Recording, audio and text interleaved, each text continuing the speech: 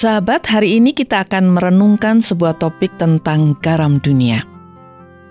Sahabat yang saya kasih, apakah Anda pernah mendengar atau membaca perkataan Tuhan Yesus kepada murid-muridnya yang mengatakan bahwa para murid adalah garam dunia? Perkataan Yesus ini terdapat dalam Injil Matius pasal 5 ayat 13.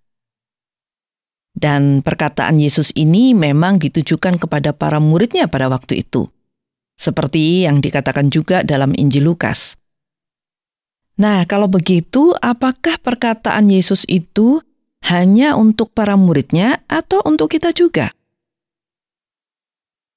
Tentu sahabat, perkataan Tuhan Yesus itu untuk kita juga. Karena bila kita percaya kepada Yesus, maka kita adalah muridnya. Jadi bila kita muridnya, maka kita juga adalah garam dunia. Sahabat yang saya kasih, garam bukanlah benda asing buat kita, apalagi kaum perempuan seperti kita. Kaum perempuan di seluruh dunia tahu dan sangat akrab dengan garam. Dan kita sudah bertahun-tahun memanfaatkan garam dalam kehidupan kita. Garam memiliki fungsi atau manfaat yang sangat banyak. Fungsi utama garam adalah memberi rasa pada makanan. Tanpa garam, makanan akan hambar atau tawar. Nah, di samping itu, garam juga memiliki segudang manfaat bagi kesehatan tubuh. Di antaranya ialah membantu menghindarkan kita dari penyakit kondok, membantu tubuh kita menghilangkan racun, membantu meningkatkan daya tahan tubuh, mengurangi sakit gigi dan bau mulut, menghilangkan pekal-pekal pada kaki, dan lain sebagainya. Dengan manfaat yang penting dan banyak itu, maka manusia tidak bisa hidup tanpa garam. Manusia selalu membutuhkan garam di mana saja dan kapan saja. Lalu apa maksud Tuhan Yesus mengatakan bahwa kita adalah garam dunia? Sahabatku, sebagai murid Yesus, kita diharapkan memberi manfaat bagi dunia seperti layaknya garam. Bila hidup sebagai garam tidak asin lagi, maka hidup kita akan sia-sia. Bila hidup kita sebagai garam yang tawar, maka kita tidak memberikan rasa yang baik yang bisa dinikmati oleh orang lain. Bila hidup kita sebagai garam tidak asin, maka hidup kita tidak memberi manfaat lagi bagi orang lain. Padahal, Yesus secara tegas menyatakan bahwa kita adalah garam dunia. Lalu bagaimana kita bisa terus menjadi garam yang asin? Apa yang harus kita lakukan agar kita menjadi garam yang bermanfaat bagi dunia? Sahabatku, perbuatan kasih adalah satu-satunya cara kita menjadi garam yang asin, garam yang tidak tawar, dan bermanfaat bagi orang lain, bahkan bagi dunia. Lalu apa perbuatan kasih itu? Sahabat yang dikasihi Tuhan, firman Tuhan dalam 1 Korintus pasal 13 ayat 4-7 mengatakan, kasih itu sabar, kasih itu murah hati, ia tidak cemburu. Ia tidak memegahkan diri dan tidak sombong. Ia tidak melakukan yang tidak sopan dan tidak mencari keuntungan diri sendiri. Ia tidak pemarah dan tidak menyimpan kesalahan orang lain. Ia tidak bersukacita karena ketidakadilan, tetapi karena kebenaran. Ia menutupi segala sesuatu, percaya segala sesuatu, mengharapkan segala sesuatu, sabar menanggung segala sesuatu. Itulah perbuatan kasih yang harus kita lakukan, yaitu sabar, murah hati, tidak cemburu, tidak sombong, tidak melakukan yang tidak sopan, tidak mencari keuntungan diri sendiri, tidak pemarah, dan tidak menyimpan kesalahan orang lain.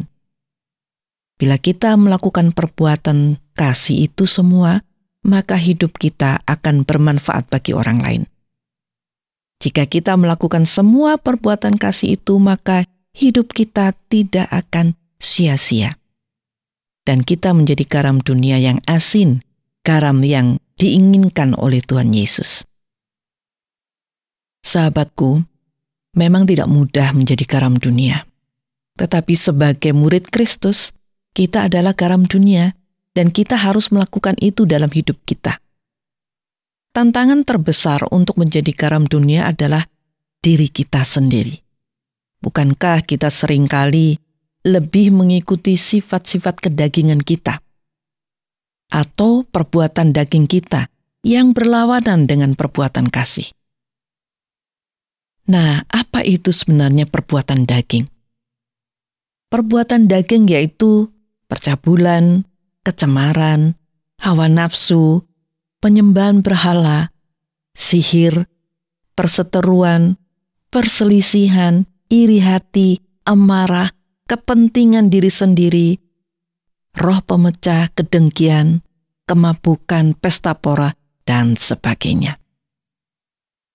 Ini semua bisa kita baca dari surat Galatia pasal 5 ayat 19-21. Perbuatan daging jelas bertentangan dengan perbuatan kasih, bukan?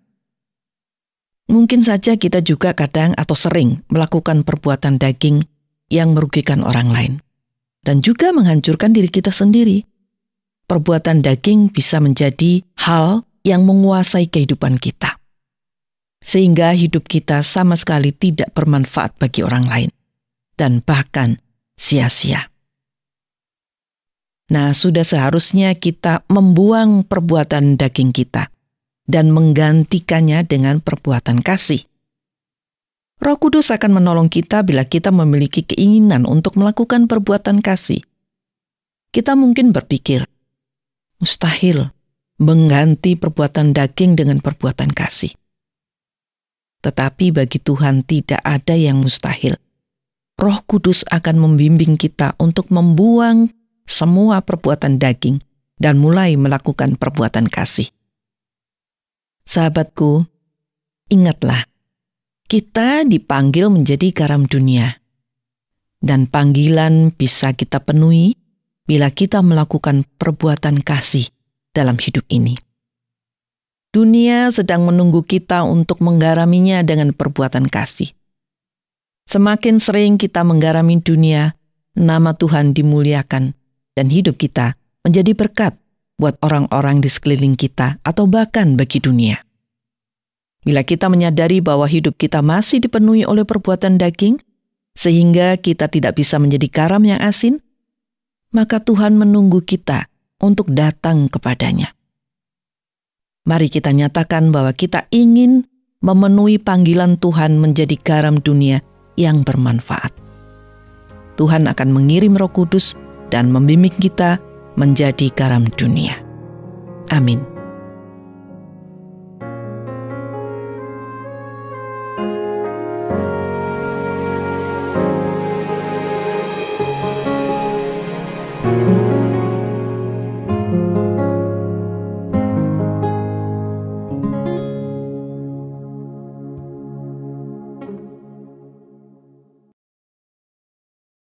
Terima kasih Anda sudah mengikuti program kami. Jika Anda diberkati, jangan lupa like, komen, dan share supaya Anda tidak ketinggalan setiap program terbaru kami. Jangan lupa juga untuk subscribe channelnya dan nyalakan loncengnya. Jika Anda ingin mendukung pelayanan kami, bisa melalui rekening kami berikut ini atau menghubungi kami di sini.